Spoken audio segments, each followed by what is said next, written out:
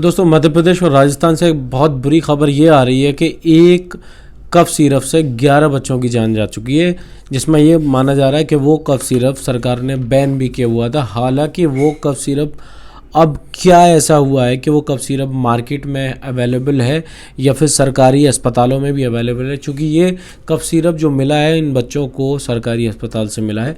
अब सोचने वाली बात ये है कि आखिरकार ऐसा क्या नेग्लिजेंस हुई है जिसमें कि इतने सारे बच्चों की जान गई है। तो इसमें सोचने वाली बात यह है कि आप जब भी ऐसी दवाएं लेते हैं, अभी प्रिस्क्रिप्शन से लिया गया है, लेकिन कुछ लोग बिना प्रिस्क्रिप्शन के भी दवाएं लेते हैं, सिर्फ केमिस्ट पे जाके उनको बता देते हैं कि हमें ये तकलीफ़ है, ये परेशानी है, और उसके बाद वो दवा आपको नुकसान दे सकती है। इसलिए ये वीडियो अवेयरनेस के लिए है। कोई भी ऐसी दवा ना ले, कोई भी ऐसी टैबलेट ना ले जो आपके डायरेक्ट किडनी या लिवर पे असर डाले।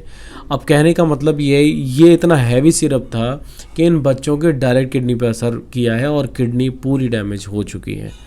तो अगर हमारी वीडियो इन्फॉर्मेटिव लगती है तो वीडियो हमारी शेयर कर सकते हैं, चैनल को सब्सक्राइब कर सकते हैं, वीडियो को लाइक कर सकते हैं। Thank you.